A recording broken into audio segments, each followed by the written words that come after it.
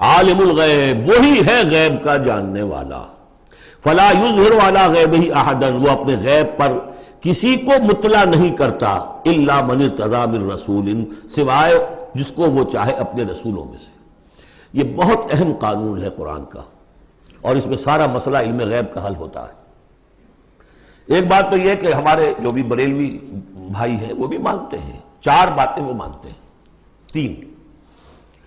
میں نے ایک مرتبہ تحقیق کی تھی بڑی مفصل، جا کر بعد لوگوں سے ملاقات کی، ابھی میں طالب علم تھا، کہا دیکھیے ہم ثابت مانتے ہیں اس بات کو،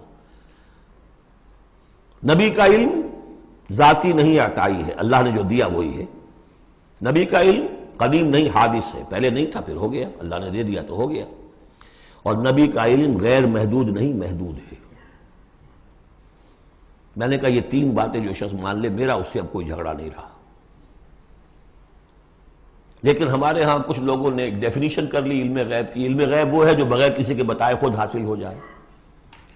اس اعتبار سے تو میرے پاس بھی علم غیب ہے، نہیں یعنی کسی کے پاس کوئی علم ہے ہی نہیں، ہمیں دیا اساتذہ نے دیا، حضور کو دیا اللہ نے دیا، جبریل کو دیا اللہ نے دیا، اس معنی میں تو ذاتی علم تو کوئی بھی نہیں مانتا کسی کا، علم تو دینے سے ہوتا ہے۔ البتہ علم غیب کسے کہتے ہیں؟ وہ چیزیں جو ہماری نگاہوں سے چھپا دی گئی ہیں، وہ عالم غیب ہے، جنت ہے، دوزخ ہے، فرشتے ہیں، یہ سب کیا ہے؟ عالم غیب۔ تو نبیوں کو تو کچھ نہ کچھ حصہ اس کا دکھایا جاتا ہے تو نبی بنتے ہیں نا، ورنہ میرے اور نبی میں فرق کیا ہوا پھر؟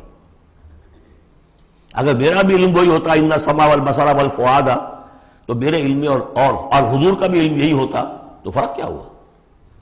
حضور نے تو اس دوسرے علم کے اعتبار سے تو صاف کہہ دیا انتم عالم بامور دنیاکم، لیکن حضور کو معراج میں جنت دکھا دی، دوزخ دکھا دی۔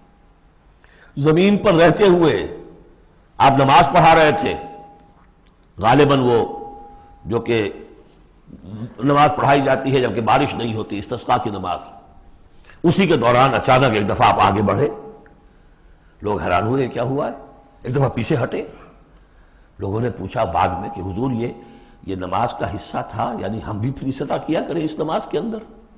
یہ فرمایا نہیں، اصل میں میرے سامنے جنت لے آئی گئی، اب بے اختیار میرا ہاتھ بڑھ گیا کہ میں اس کا پھل توڑ لوں، اور میرے سامنے اس کے بعد دوزخ لے آئی گئی اور اس کا جو بمکا آیا گرمی کا، اس سے میں بے اختیار پیچھے ہٹا۔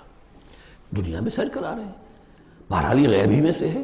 البتہ کل غیب یہ جو مانے اللہ نبی کے لیے وہ کافر ہے، اور وہ مانتے ہیں، بریلوی بھی مانتے ہیں، کل غیب کا کوئی سوال ہی نہیں۔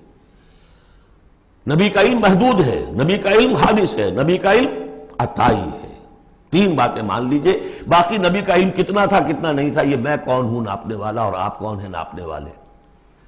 دیا اللہ نے جو دیا، بتایا جو بتایا، اللہ اللہ اور خیر صلی اللہ۔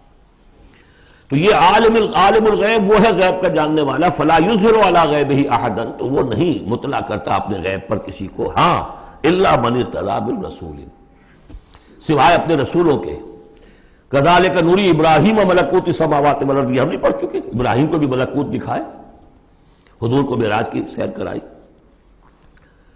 الا من ارتضی من رسول فانہ یسلک من بین یدیہ ومن خلفہ رصدا، جس کو رسول بناتا ہے، غیب کی خبریں دیتا ہے، پھر اس کے آگے اور پیچھے وہ اپنے باڈی گارڈ رکھتا ہے، چوکیدار رکھتا ہے۔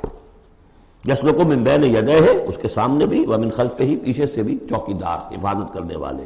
لیعلم ان قد ابلغوا رسالات ربہم، تاکہ یہ بات بالکل واضح ہو جائے کہ انہوں نے واقعتاً اپنے رب کے پیغامات پہنچانے کا حق ادا کر دیا،